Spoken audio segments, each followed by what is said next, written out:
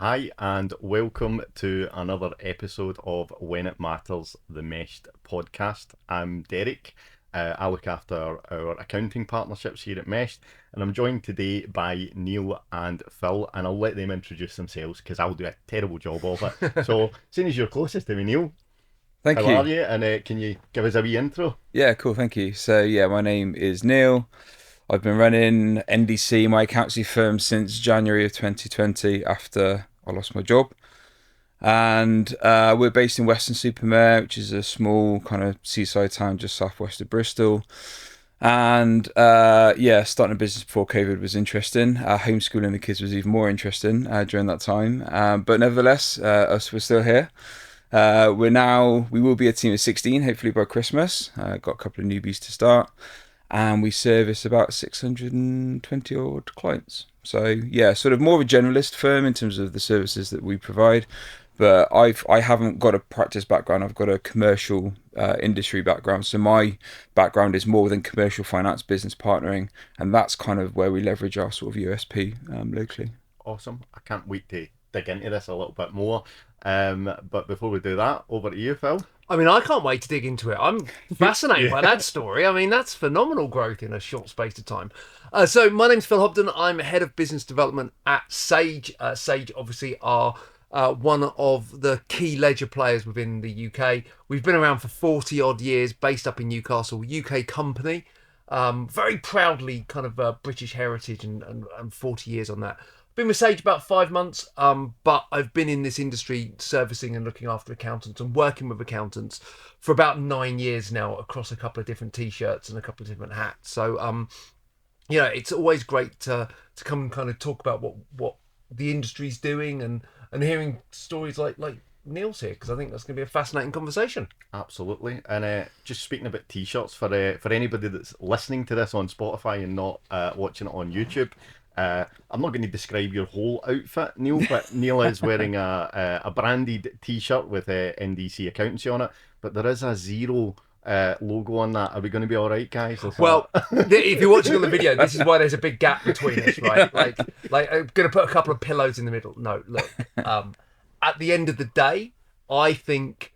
Neil, you'll have your answer to this one, right? But I think there's a space for every business in this market, right?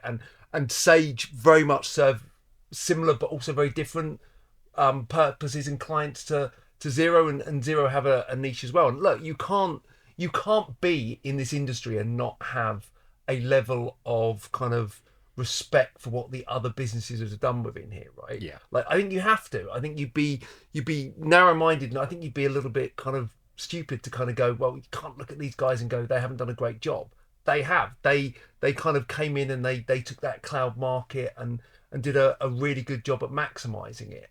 What comes next? Well, I think that's a much more open playing field, and maybe we'll get to talk about that. But yeah, no, I think we'll be fine. I think we'll be fine. I was going to put a plaster on it or a patch or something, but I decided to be brave. So. Yeah. Do you know, it's funny you should say that, and I'm off on a tangent already, which I do have a habit of doing. But I know, Neil, you also do football coaching, and you'll be like, where is he going with this? But one of our new coaches, we had a tournament at the weekend, and he used to coach for another team, and he turned up with we've not got him his new jacket yet, and it was cold and windy and wet, and he turned up with this jacket with a big black bit of tape on it covering out the other team. It was fine. I'm going to be honest, I'm quite well known for my collection of water bottles, right? So I've got a fair chunk of amount of water bottles at home from various different vendors and jobs. And there was one instance, now I'm not going to name any company names, there was an instance where I was working for a business and I started drinking my water bottle and I realised it was a competitor on a live webinar. Oh, no. And I was just like, I'm just going to turn that water bottle around so no one can quite see what I'm doing. No. It's a damn good water bottle, though. That was the problem. Yeah. So it's the water bottles I don't like I give to the kids to take to school because I know they'd be ruined in about a month. Yeah. My kids go through water bottles at a rate of knots. It's unbelievable. I don't know how they well, I say my kids, my oldest son, who's 9, goes through water bottles at a rate of knots. My wee one, he's actually quite good. my daughter took I have, and I'm probably not exaggerating, 20 to 20 odd water bottles branded, right, at home for a variety of different purposes. I bought one nice water bottle, paid for it, one of those very expensive brands, paid about 50, 60 quid for it, put it in the cupboard, went away for a couple of days to work, came back, found out my daughter had not only taken it to school, took it to a sports day, left it on the field, and someone else took it. And I'm like, of all the water bottles, you couldn't have taken one of the free ones. You had to take the one I actually paid for. I didn't ever get to drink out of that water bottle. I cannot tell you if, like, I cannot tell you how much that annoys me.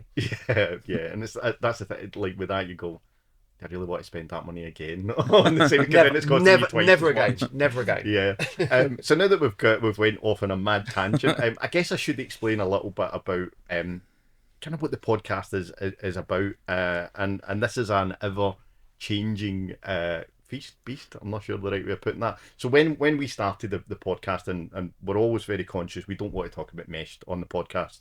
If anybody is interested in finding out what we do, you can drop us a wee message and be happy to share that. But really we wanted to look at you know, how accountancy and technology kind of comes together in that intersection. And the more I think about that, the more it sounds like just verbal diarrhea. What it's really became in the podcast of the I mean, I think we've recorded 15 or 20 now. Some have been released, some are due to be released. But it's really became about those people behind the firms and behind the technology kind of businesses, and more about that personal story. That's what people, whenever we speak to people about any of the feedback we're getting, it's always about the people behind the businesses. You know, and I guess in some ways, I know certainly this is something that I feel. Not that I want you to share your deepest, darkest secrets, unless of course you want to. But it's hearing, you know, people like hearing that, you know, somebody's had a bit of a struggle. It's not all been plain sailing, but they're actually, you know, progressing, or they've been successful. Because I think certainly in the you know, the social media world that we live in, quite often it's easy to look at things and think everybody's doing better than you are, and everybody's just absolutely smashing it. And like we all know, life, business, it's not like that. There's lots of twists and turns. So that's kind of where we pitch things. But to be honest, in terms of the session we've got today, it will just take on whatever path that it takes on, depending on where you guys want to take it. But it would be good to find out just a bit more, and again, just coming to you first, Neil. In terms of, so you've not, your firm hasn't been going for a huge amount of time. What made you think, I know what I'll do now that I've been, sacked, or will you be sacked or made redundant? Or yeah, technically it was sacked. Yeah. From your job. What made you think, I know what I'll do? I'll launch an accountancy firm. I kind of think, long story short, and it's quite fresh in my mind because I did an 80-minute presentation at our local business club yesterday. So it's kind of like respouting some of that. Yeah, I know we haven't got that amount of time, but I worked for a big veterinary company, largest one in Europe, and they were PE backed. So I was there when it was a startup, and then it grew into this massive conglomerate corporate entity. And most of my career up to that point was in kind of corporate entities, big businesses. And I like the startup life. I like the flexibility, doing what, you know, you could do within reason, working across marketing, IT, ops, and just having a really sort of, you know, kind of broad and varied role. And most of the role towards the end of my tenure, you know, going out to veterinary practices and giving sort of commercial finance, business partnering advice. I mean, that's the stuff that I really, really liked. But then coming back to head office to say, well, you could do this, you can do that, but slightly differently, and you can't do that in terms of an action plan that we'd formed with the practice, was really frustrating. So kind of, that was sort of back end of 2018, early 2019, kind of sowed the seeds to go, you know what, can I do this stuff over here that I really like, but for myself? Like I said, never worked in practice before. You know, I'm chartered with SEMA, and I've done tax returns, VAT, payroll, so I kind of knew like the compliance side of things, but my real passion was to maybe go into maybe smaller SMEs to do like financial modelling or some sort of, you know, CFA type stuff. And I sort of fell into it really because I changed my job from the veterinary company. I went to a more technical role to kind of brush up on some of those compliance skills that I'd not done for several years. And that was good at the beginning, and the kind of the technical skills were being brushed up quite well. And then towards the end of 2019, you know, I'd formed the company in February 2018, so I'd done nothing with it really for 2 years. But the entity was there. I think I set up some social media pages in 2019, And I was just testing the water to go, you know what, if you need a tax return doing, I'm here, I can do it. And so I got really small pockets of work around kind of between October to December 2019, maybe like 3 or 4 clients, just like really kind of small remedial stuff. But as soon as I said that I could do something, I invoiced somebody, they paid me, and then I did the work. That kind of cycle then proved that I can bloody do this. Do you know what I mean? And it kind of, I didn't have the confidence before because, you know, my wife's been a stay-at-home mum now for 13 years, so back then slightly less, but it was always me being the breadwinner. I couldn't just switch off the day job and start a business. Yeah, I had to do a little bit of moonlighting on the side to almost like the proof of concept. Yeah.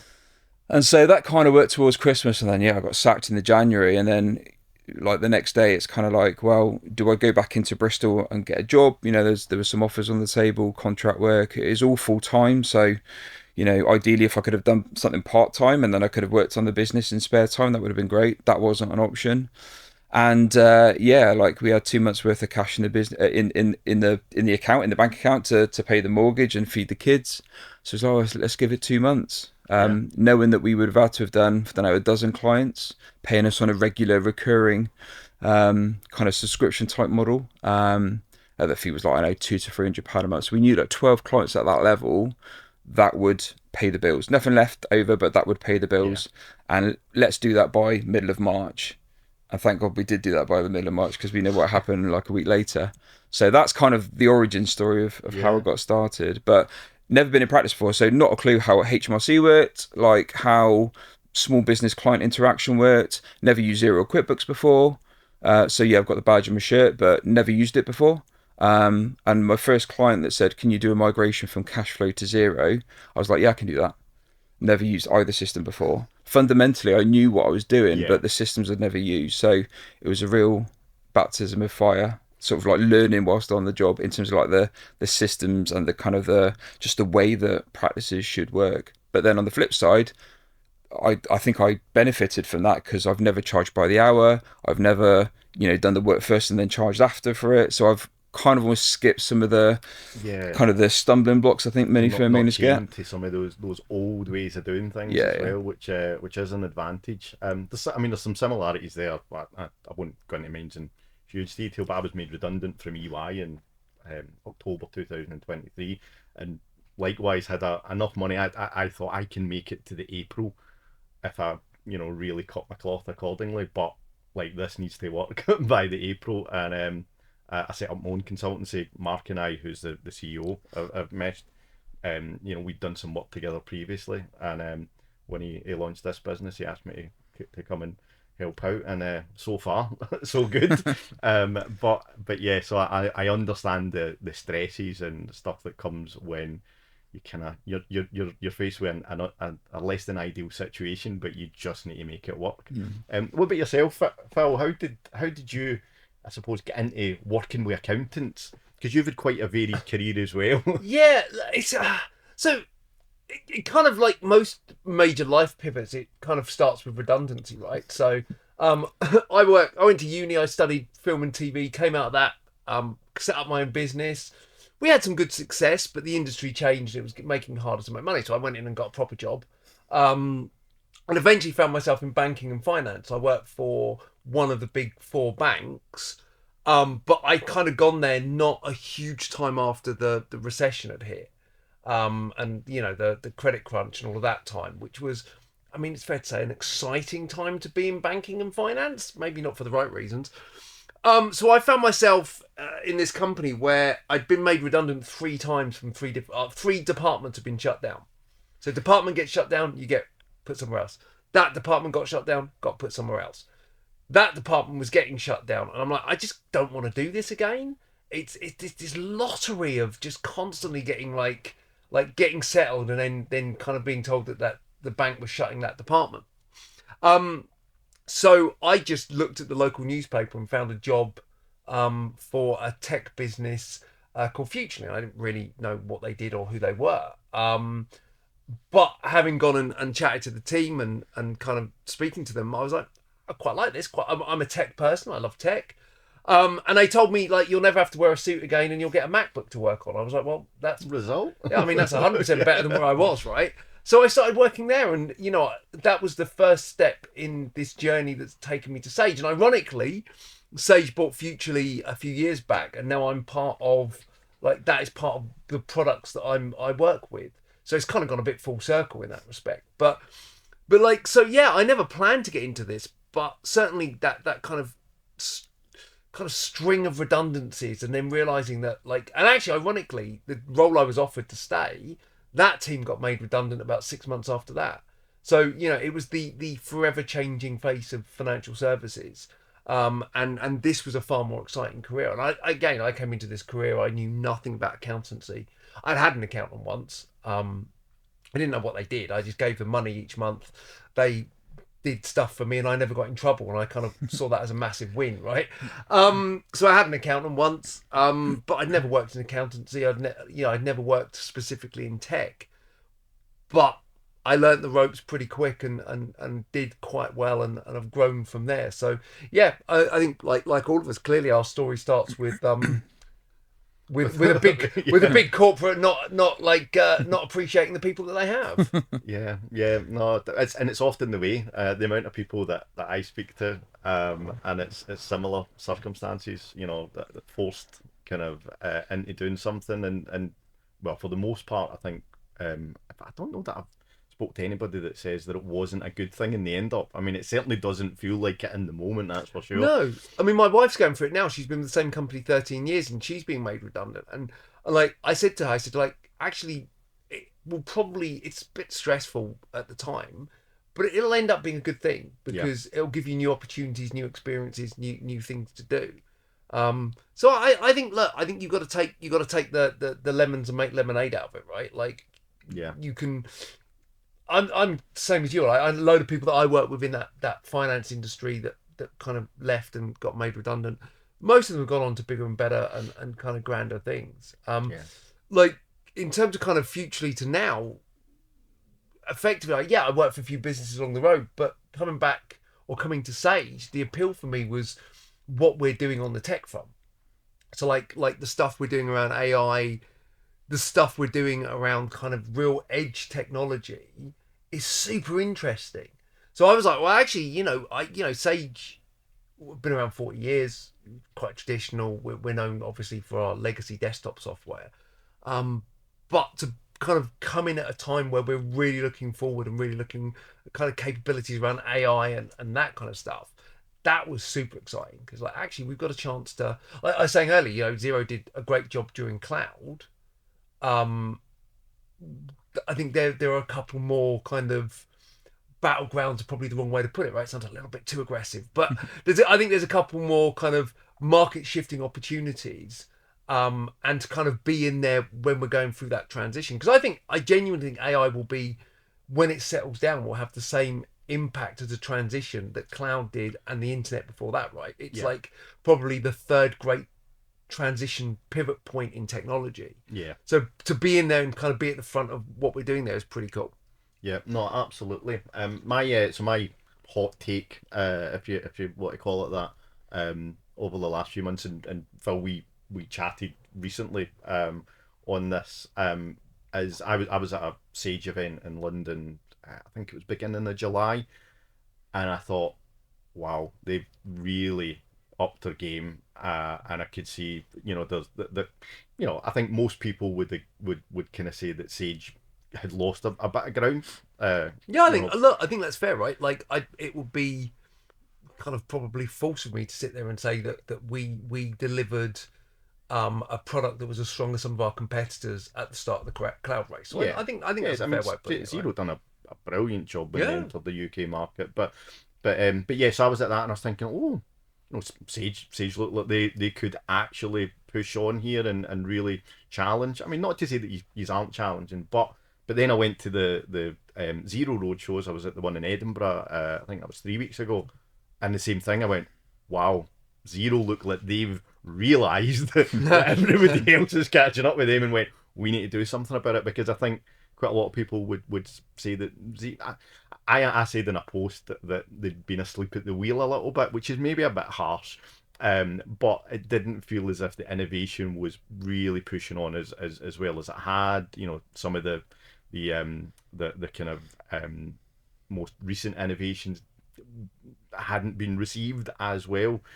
So I think it's going to be really interesting and really exciting. But I'd be curious to I suppose to you first, Neil. And I'm not going to do every single thing. Go, oh, to you, Neil, to you. But No. But I think it's much fairer for Neil to have the opinion on that one as the accountant and tech user, right? Like I don't want to sit here and I'm not going to sit here and bash competitors. I've never done that through my career. So Neil, I think that you're perfectly kind of positioned to talk through that and that period. But I guess what's your kind of take on where the cloud kind of software solutions are at the moment and where they're going? Look, I think I see a lot of stuff on social media we call it software wars. I think it's probably an appropriate term. I kind of just like get that on the podcast. Software wars. We make it feel like that. But frenemies, right? Like, yes. Like I still know a lot of the team from Xero and other ledgers as well, and we can sit in a bar and have a drink together. Yeah. Mostly. But no, I see a lot of stuff online, and I'm like, you know what, my time and my effort is so much better served to, making sure my team are happy, making sure the clients are happy. So I mean, I actually started using QuickBooks for probably the first month or two of the business. And for whatever reason, I think it was probably that project when I migrated that client over to Xero, used Xero for the first time. I thought, the UI is just a little bit easier to understand than what QuickBooks was. And then I basically because I had a partner account or an accountant's account for both. And then obviously you get the phone calls going, hey, we've just seen that you've just registered an account. And Xero, from that sort of onboarding kind of new, can't remember what they're calling it now, but their department for customer success was so much better than what QuickBooks was. And actually, when I looked at Xero to QuickBooks, I thought, this looks and feels a bit better. I kiboshed the QuickBooks and then I went full steam with Xero. And that was when I probably still had a job. So I did sort of flirt with the two at the beginning, predominantly Xero throughout most of the business journey. And then we've acquired 3 firms in the past, 2 of which were last year. Those 2 were predominantly probably 75% QuickBooks firms. Mm-hmm. And so at that point we were like, well, do we transfer everybody over to Xero because it's just a platform that we know and love? The actual reality is that a lot of the team like Xero, but they also like QuickBooks. And so they have the skill set to service clients on QuickBooks as well as potentially those on Xero. And so we thought, well, there's no harm in being more of a hybrid. I mean, we're still 75-80% Xero easily, and 20% QuickBooks with a couple of others sort of integrated in. I personally don't like QuickBooks. I think the UI is still clunky. Every time I try and sort of navigate for a report, it doesn't feel very intuitive to me. But that's because I don't use it day to day. So I'm not going to sit here and say that it's crap when the reality is that you get somebody that uses QuickBooks or Sage day to day, and they look at Xero and think, I don't know where anything is, therefore it's crap. That's not the reality. Yes. But on the flip side, the things that we're trying to do in the firm is, and you can put AI into that bracket, but we're just trying to heighten that client experience from I understand my numbers, I know what my tax bill is, we've got a budget or a forecast. It's, that sort of proactive service. I don't give a toss what thing I use to deliver that. For me, it's all about that output. And actually clients don't give a toss either. All they care about is they're getting what they're getting. Yeah. I think the important thing is, what is the client getting a good service? That's the key part, isn't it? I guess it's a little bit like I'm an Apple fanboy. I use Apple phones, laptops, everything, and you hand me an Android device, and for me it's just horrible. I had it in one job, and I just couldn't use it because honestly, I wasn't used to it. I have an Android phone for a volunteering role that I do outside of my day job, and every time I turn it on, I just cry a little bit inside. Like I'm also an Apple fanboy, and I had the first iPhone, and I've pretty much had at least one. Well, there was a while where I'd have one every year. I'm kind of less so tied. I don't think the innovation's as much now. But I agree. And actually, I think, Neil, to your point, I think you're right about the clients, right? Like the clients don't necessarily care what software they're on. They care about the service that you deliver as an accountant to them, and that facilitation of that work via the software, that whatever is potentially less important to the client. One question that I have probably on that, and I think you've kind of talked about it a little bit, but I think there was a long period of time where you'd get accountancy firms that were one color, right? Whether it was blue, green, or different shade of green. And I've certainly seen a trend where that's becoming less and less and less and less and less, right? Do you see that as well? Accountants you talk to, are you seeing them kind of like have a wider breadth of technology within the firm and be less focused in one specific direction? I think, like, knowing the firms locally, they all feel to be a bit of a hodgepodge, and I sometimes kind of think, oh, we could and should be doing more for clients. We should be using more tech. We should be doing more in AI. And then I take a step back and look at what some of my peers are doing locally and think, actually, we're doing all right. Yeah. So, shoeboxes, spreadsheets, are like kind of the whole kabut. But I think, I mean, look, I see the argument for being one platform in terms of efficiency, in terms of ways of working, and there's probably lots of other advantages.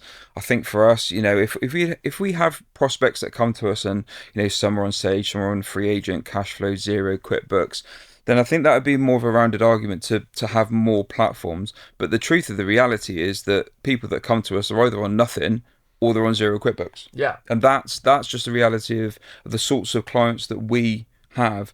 Now, I guess our sort of sweet spot of portfolio is anywhere between, VAT registered limited company up to maybe 2 or 3 million of turnover.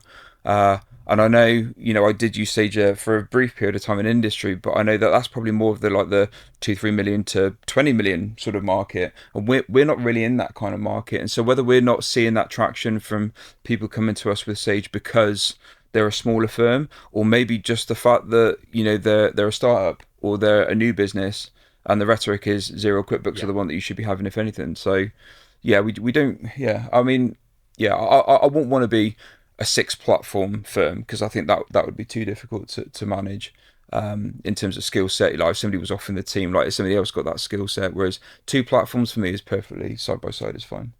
Yeah. Sorry, Phil. No. I was going to say, I think it's an interesting one, that perception about kind of where Sage sits, right? Like, because so we talk internally, and actually we've just struck up a partnership with the EFL, which is a great partnership, by the way. We're sponsoring like all of the we're the official accounting partner for the EFL. So basically, that's bad because my team's in the EFL. So. What team are you? Coventry City. Okay. We'll bring some tickets to you coming soon. So we've got a great partnership with EFL, right? And the reason we've done that partnership with the EFL is because we know that as a kind of as football serves all kind of businesses, right? So whether it's the one man band that's going there to watch the game, or it's the company that provides the groundskeeping equipment to whatever part of it, right? The builders that do the stadium and stuff like that. So for us, we're definitely trying to kind of get that message across that Sage has a product for wherever you are within that life cycle of the business. And I think actually, I pretty confidently, and again, I'm not here to pitch by any stretch, right? But like one of the things I like about Sage is we do have kind of tech that can go from, we've got a free MTD solution. We're the only one on the market with a totally free MTD solution.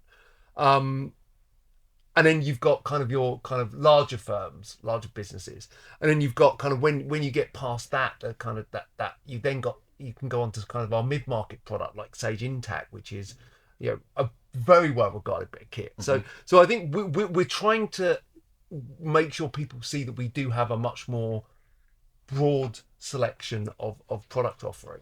But it's interesting to hear kind of like from what you see, and it's one of the reasons I love having conversations like this, right? Because we can kind of tell you what we think, but actually is that message getting out, on our people seeing that? That's it. Yeah, it's really important. It's as much as internal, there can be all these conversations about, and externally as well, right? Like the promotion and marketing we do, you have to make sure that kind of stuff is landing in the right way, and people are interpreting it how we want to interpret it. I think where Sage are probably, not to their detriment, but because they're an older establishment, you've got the people that have got the legacy desktop systems, and for whatever reason they've not then transferred to the online product. And so if somebody comes like me as an accountant and says, oh, you're on Sage Desktop, well, we're gonna have to take you off that. So we're going to take you on to a Zero QuickBooks because that's what we use. Yeah. I think that there's nothing that predates Zero QuickBooks from a desktop solution. So they've not had that kind of transition piece, and they've almost kind of like nipped in, while Sage have maybe to your words, maybe, been slow to adopt into cloud, and now they're sort of thinking, well, we've got to do more. And now Xero are now thinking we've got to do more. Yeah. But I think that initial piece, I think a lot of people still use the desktop solution because they've either not been told of the benefits of the Sage Online product, or it's just like, habitually that's what they've always done. They're happy with that, and they just don't know what the likes of Xero, QuickBooks, or Sage, or whoever can offer. Yeah. I mean, look, let's be honest, right? Like, there are still a massive amount of people using legacy tech in your industry, right? You're lucky that you're dealing with some good clients, but you talk about how firms locally to you are still, still got clients that are bringing in stuff in shoe boxes, right? Yeah. Like, that's still a thing. There are still accountancy firms out there that don't have a predominantly cloud client base. I know, like, it blows my mind that we're X amount of days, 140 odd days away from MTD, and you've still got kind of customers that aren't digitized or aren't kind of adopting in that way.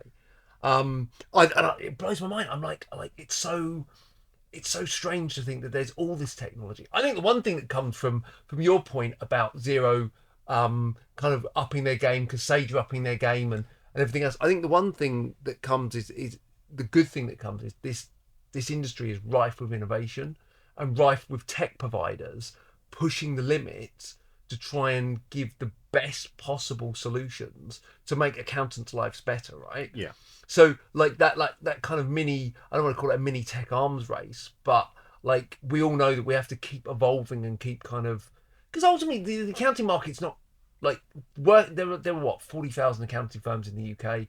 If we kind of look at Sage, Xero, and QuickBooks, just in that kind of SMB, like, there's 6 million SMBs, right? So the market's big, but there's only so much of it. So we have to keep pushing that innovation and driving that forward to make sure that we're always kind of capturing new ground and stuff. I think it's a good thing. I really do. I think it is forcing, each provider to be more innovative and to push harder and faster, and to maintain what they have, and also to increase their market share. If Microsoft weren't about, would Apple be as innovative, and vice versa, right? And I would, and Google wouldn't have come about in terms of phones and operating systems if they weren't sitting out there to try and kind of upset the Microsofts and the Apples of the world, right? So I think competition is always a good thing. I think it's always a good thing, right? Because it drives innovation, it drives change. Now, sometimes it can be too quick, and I think Xero, Sage, others have been guilty in the past of kind of rushing stuff to market or bringing stuff to market before it's properly ready. So I think sometimes there's always that danger. Yeah, that is a challenge. I think looking at like Jax, for example, I don't think it was ready to, when it was launched. Certainly from a lot of the accountants I hear, but where it's going, it looks as if that's going to be a great thing for accountants and for clients. Whether or not it's actually where. I mean, I've seen the demo of it, but then I've also seen somebody putting something on social media during the week that it's not actually what it's been touted as and what it is at the moment aren't the same thing. But that I mean, I'm sure it will come. But yeah, I think it's a good thing. I mean, one of the things that I see within the accountancy sector, and it's one of the things that or one of the reasons why I love working with accountants and working within the sector, is that you touched on it a bit, Phil, is there's competition, but it's not needle typed, where the people are trying to stick the boot into each other. It is, of course you want to you're competing with each other, you've got to, but it's done in a good way, or at least that's the way I see it. Hey, we go to events, right, as vendors, and for example, if you look at Digital Disruptors Awards a month or so ago in Manchester, I was there. I was in a room with people from Xero, people from other companies that are competitors to us as well. We didn't when the lights go up, we didn't all kind of run away. We're at the bar, we're getting each other a drink. Like a lot of these people, because there is as you well know, Neil, there is a tendency for us to change t-shirts in this business, so some people will work in different providers. Like we know each other really well. It's a small industry. So we are, we know we are competing, but at the same point, I run a tech group. I run a tech group on Slack for businesses that service accountants, right? It's kind of got a little wider than that. I need to send you an invite.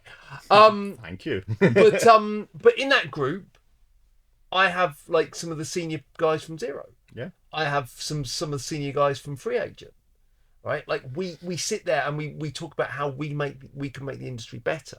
We understand that we're competing against each other. We understand that we're going for the same market, but actually, if we can raise the bar of how we do that and do it in a fair and honest and kind of genuine way, Yeah. I think that's absolutely the way to go about business. I think so. I mean, one of my favourite books that I read over the last few years is The Infinite Game by Simon Sinek. And I think if you go into things with this kind of infinite mindset and, mindset of abundance and stuff like that, then, there's plenty of business out there for everybody to get into to be able to feed themselves. I've always said, if you're scrapping over, if you've got all the and this happened at the beginning, right? You get like the hero firms that would be fast adopters of technology, but if you're all scrapping over the same 250 clients, no one wins. Yeah. Like literally no one wins, because there's not enough revenue in those 250 clients to feed 2 businesses, let alone 50. So you have to kind of look outside of that, and you have to be smarter, and you have to kind of look at creating products that attract those outside of that core group. Yeah. So just thinking of that, and kind of opportunity. What do you think the biggest opportunity for accountants kind of over the next 12 to 18 months is? And I'll put that one to you first, Phil. Well, interesting. I'm going to put it back to Neil, but I'm going to put a caveat to that, because clearly I think the biggest opportunity is AI. Right? Like, Yeah. and the advancements that's bringing, with some massive caveats of like AI is becoming the shovelware of the 2025s, right? Everyone's got AI in everything. Yeah. Like, you go to a toilet now and it's like AI powered, and it's like, oh, come on, So like everything's got AI in. So I think AI is a core driver outside of MTD. MTD's a moment, right? MTD's a moment, and we're servicing a moment. But after that moment, I think for me, there's a couple of different innovations. I think AI is one, and I think carbon accounting is probably the one after that. So for me, I'd love to chuck it back to Neil and just say, like, with that AI lens on the horizon, what do you need AI to be good in your practice, right? Because we're all striving to make products for accountants that they want. But actually, I'd love to know how do you want AI? Is it important to you? How do you want it to adapt into you? And do you think it is the next important thing? I'm slightly biased from a software vendor on that one. I'm also quite biased. I think So everyone's looking at you now. Yeah. I get my think pad out. Yeah. I think kind of before I sort of touch on AI, I think, and a bit of a sidestep, I think some of the biggest opportunities for us in the next year or 18 months are the baby boomers that won't adopt this, and that they won't want to go on that journey. And then there will be opportunities for people like me to go, well, we can service these people. It might be a change of, kind of mentality from a shoebox client to a Xero or a Sage client or whatever. But I think there's going to be lots of opportunity for people to grow their businesses through things like acquisition. Because 100%. some of the things I'm hearing right now is that people that are sort of, between the ages of sort of 55 and 65 just can't be bothered. They've been running their businesses, one-man bands, small teams for, several decades, and they just don't want to go on that journey. Yeah. And then when you factor in AI, I think that just amplifies it even more, because they're like, I don't even understand what AI is, let alone how can I use it in an accountancy context. So, Well, I think it's MTD and AI. Yeah, right? yeah, Firstly, yeah. it's that digitalization piece for Yeah. MTD. And then secondly, it's the AI piece. And I think, to your point, I think you're absolutely right. I think there's a lot of people that are just out there just going, I just can't be bothered. yeah, and coming from a small town, there's not an awful lot of firms. I'm probably we've got 2 sort of multi-location, multi-partner firms that are sort of around the southwest. But if you take those 2 out, because they service a different sort of client. But the sort of clients that we service, there's probably like 3 or 4 of us in terms of firms. And we're probably now the largest, I'd say, certainly from I'd probably say a headcount perspective. not necessarily a number of clients. And for me, that's the metric for me is, whilst I don't know their revenue, like if they've got 25 people to service 3,000 clients, it's like, is that the right model? Or actually, if we can service 3,000 with 12 people, then clearly we're doing something a bit more efficient than what these other guys are doing. So but from an AI perspective, I think we use the AI that's embedded in the softwares that we use. We've been using it since the beginning. Like Xero's always had a form of AI in QuickBooks, whatever. I think in terms of like going that one step forward and using LLMs to do stuff, I've been using it for quite a while in a kind of a marketing capacity. So things like, we've been doing a podcast for almost 2 years. So, using AI to leverage some time to make shorts and repurpose and do that kind of activity. Maybe to help us sort of get stuff from out of here, because it's in here, but sometimes AI helps us with some idea generation, just helps like to sort of structure things in a certain way. And then we can just take that and go, right, we can deliver in our tone of voice and all the rest of it.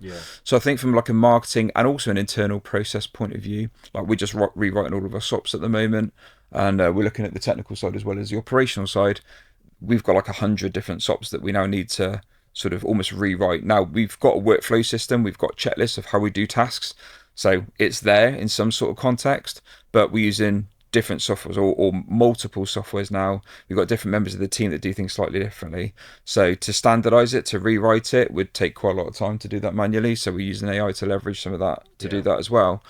In terms of client delivery, we don't use it that much, apart from the stuff that's already embedded in the tool. So I know some people that use bots for bookkeeping. I know use some people that really go in on sort of like management reporting and kind of AI generation for things like agendas. We haven't gone quite that sort of, or lent into it that much. Whether we will or not, I don't know. I think I've kind of, for me, I get quite cynical because I know when a client's written to me in ChatGPT because they use it's like vanilla. There's no tone of voice. They're writing 6 paragraphs instead of 2 sentences, which is what they would normally do. There's weird spelling stuff. There's words that I know that they don't even know what it means, let alone spell. The double hyphens, like all the rest of it, I can tell quite easily when somebody has written to me. So if we're to use AI with our clients, we have to almost make it so that they don't know. Because I use AI in emails a fair bit every now and then, but I've massaged ChatGPT in this instance to have my tone of voice, so I don't have the double hyphens. I've fed it, I don't know how many documents, blog posts, social media posts that I've written over the last 5 years, so it knows now how I speak. I think that's one of the keys, is the effort that you put in to get it to work in the way that you want. It does make a big difference on it. I use AI lots. One of the things that's actually been a bit of a game changer for me recently, and I've posted a bit of this on my LinkedIn, is I've started using a dictation app called Whisper Flow for anybody that's interested. And by speaking like my prompts in the LLM, or even speaking into emails, I'm actually finding that it's sounding more and more like me, because the way that I speak and the way that I type a prompt are different. Whereas actually speaking in the prompt, it's then meaning that the output that's coming from it is far better. So, I think there's so much opportunity with these things. But yeah, it feels as if more and more people are becoming comfortable with things being AI. And even if, I see things like, oh yeah, they clearly used AI in that. It doesn't really bother me. There might be certain circumstances where, if it was a legal contract or something, I might be a wee bit kind of less comfortable with it. It's like what I said earlier, like I think, we should be doing this or we should be doing that, and the media are telling us to do this, and our jobs are going to get taken and people are going to self-serve. And then I think, actually, who is using this right now in our industry in a meaningful way? And the reality is we're a subset of a subset of a subset. Like you mentioned about adopting cloud, like there are so many people that aren't even on cloud. If they're not on cloud, they're not going to be using AI, are they? Let's be honest. So, and actually, I think that's a really interesting point, right? Like AI is going to be driving a wave of change, but if if you have a legacy server in the corner of your office, that AI is only going to have a minimal impact on what you're doing, right? You can impact certain parts of your business. The data's the key bit, right? Like if you've got your data in a way that AI can then look at it and interpret and work with, your data's good, good in, good out, to use the politically correct version of that saying. if your data's good, you can do some really powerful stuff. Yeah.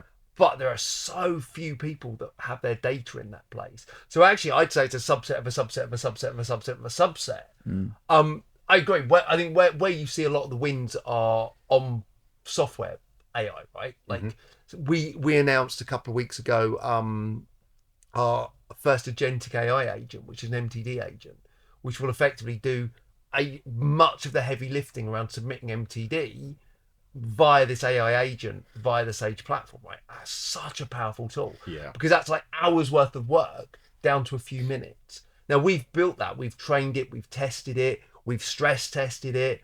We've done everything to make sure that the outcome is correct. So in theory, and I would suggest in practice, but it will do exactly what you want it to do, and that's going to have a dramatic impact for firms that are using that. Yeah.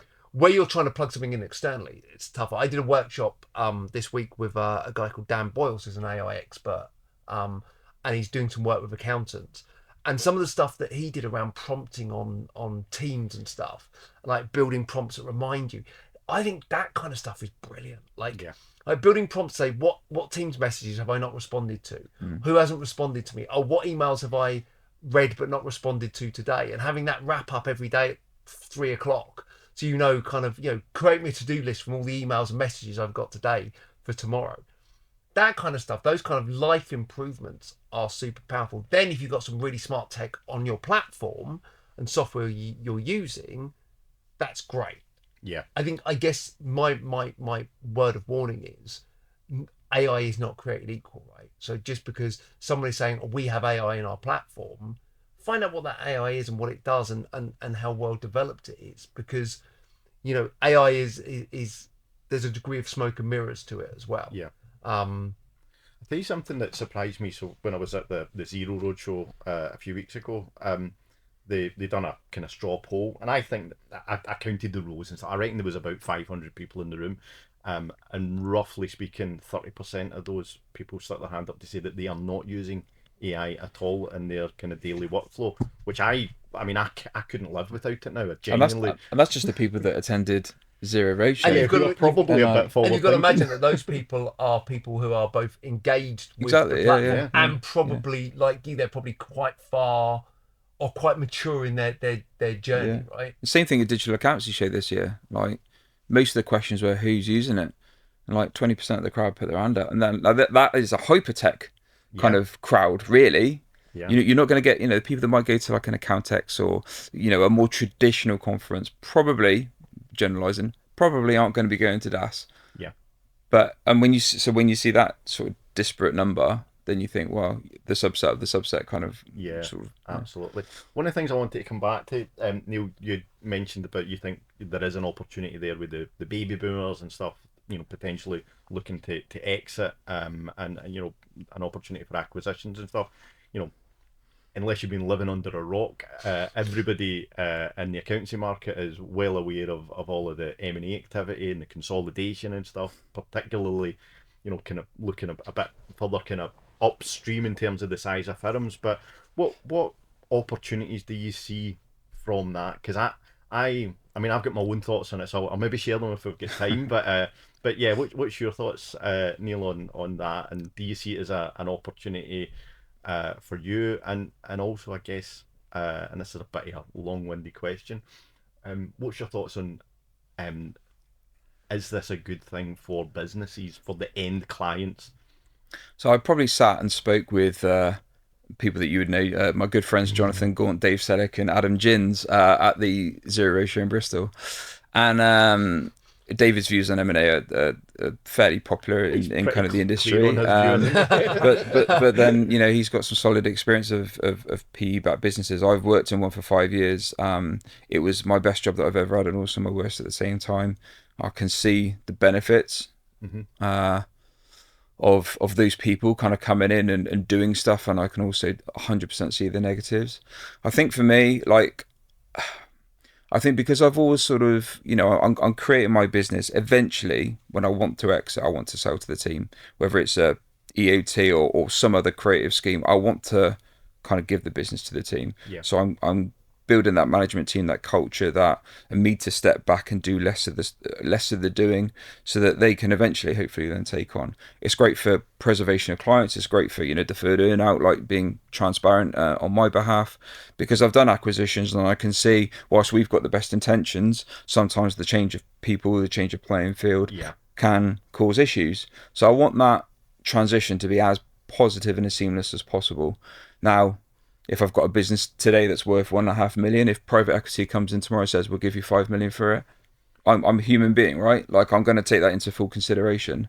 But for me, my main driver is not the money side of things, and knowing how PE works. In my experience, like, it's not to say it's the done thing, but there's, we always kind of joke, if Iris buys a software platform, the software platform tends to not do very well after acquisition. And I get that feeling with PE from the experiences that I've seen in other industries and other people that have sold their firms. Yeah. So for me, I'm not entertaining it at all, but I can see why people do. Yeah. I think the PE M&A market's really. I'm fascinated by what the top one. By the time this podcast goes out, the top 100 will be out, right, for this year, and I can't help but think, like, somewhere probably around 50 to 60, there's going to be a massive cliff. Yeah. Like, because so many of those big firms have acquired each other, that actually the bar to get into the top 100 this year is probably going to be a lot lower than it's ever been, because some of those bigger firms that were in the top 100 don't exist anymore, or have been consolidated. So, like, I know one firm specifically that was relatively small have made 6 or 7 bought 6 or 7 firms, and already now they're sitting at roughly where the top 100, maybe 99, 100 was last year. Mm-hmm. So just by acquiring 6 or 7 firms, they've turned a sub or around £1 million business turnover into 10, 12 million pound. Yeah. Right. Really easy. I think to your point, I think it has advantages, it has disadvantages. I think, the end result, the end accountant, the end business, I think it's neither positive or negative, other than the fact at some point you've got to start recouping money. Like, we've seen that through software vendors, right? Like, software vendors buy a 70 million chunk of technology, and 3 months later the prices go up for their core software, right? At some point, if you're spending 5-10 million on an accountancy firm, you've got to at some point recoup that, right? And you can only think that the best way to do that is going to be putting your prices up. Yeah. So there is that end price impact. But actually, I don't think that's a bad thing, because I think then customers will go, fine, I'll stay there. Or they'll go, actually, I don't like this bigger firm. And then they'll start to go out to people like you and go, actually, we'd rather be with you. And I think it's the same for the employees. I think the best impact of PE and M&A is the amount of people that have left those industries, gone into starting their own accountancy firm, and are now kind of starting that next generation of firms that are eventually going to be acquired. So that's one of the things that I think is going to happen, is that I think that, as these PE-backed firms, consolidate further, that, some of those people that are maybe, I don't know, director level or whatever, will then go, actually, we're going to start again and start their own firm. So, but also I think there is an opportunity for smaller firms. But one of my friends, I was just about to say, I mean, you saying putting prices up, I think that's kind of the standard response in terms of PE. Inevitably, fees perhaps should go up, but actually there's so many drivers to increase fees. Get people onto cloud, deliver a more proactive service, understand, look, do they have a bookkeeper service? No. Okay, well, we can provide that for you. Yes, it'll be an increase of fee, but it's a better service. So I think we can achieve better fees by acquiring firms, and we have, for sure, but we haven't just put fees up. We've done it in a way that the client really understand why the fees have gone up. They're a lot more receptive to it. And I think that's the same with anything, right? If you understand the value that you provide, and I'm a big believer that the accountant has such a huge value, and most firms don't even get close to kind of giving that full value back to the client. If you show your value and you adjust the prices accordingly, and the client sees that value, people will pay that all day long. People will pay for that. And if they're only interested in price, they're maybe not the firm the customer you want anyway. Yeah, right? I think my only hesitance on kind of the whole sort of exiting, I mean, I'm 42 this year, and the last 5 years have been like ridiculously, like horrendously busy. Like, have I got another 10 years in me like that pace? Probably not. So, but at the same time, I am quite ambitious, and we have proved the model works in terms of organic growth and acquisitional growth. So, like the team are on board with the plan. That we don't know when it's going to happen, but they do want to do this. My problem is if I grow the business to a size where it becomes a little bit unwieldy for them, or they get, oh, you know what, it's a bit of a bigger beast now. Like, what are my options then? Yeah. And I think that's probably where maybe some people are. They haven't built the team that have the gravitas to kind of take on the business, and they've grown it to such a size that people like me, it's outpriced me.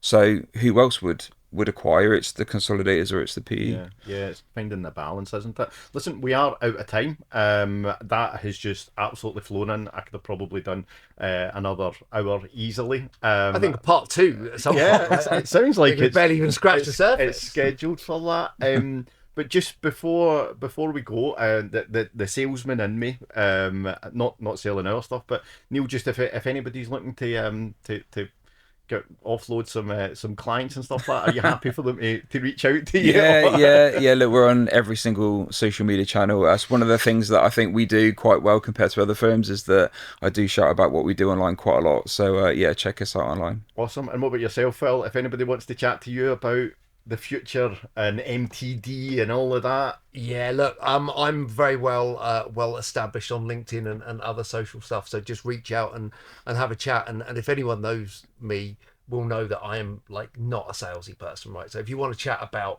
kind of what you're doing and how we might be able to help, absolutely. If you want lunch and a coffee, I'm also down for that as well, because I love finding out about what's going on in the industry. Speaking about lunch, do you guys fancy some? Oh, definitely. Awesome. Cheers. It's been great. Thank you so much for your time, Thank you, and we'll catch you next time.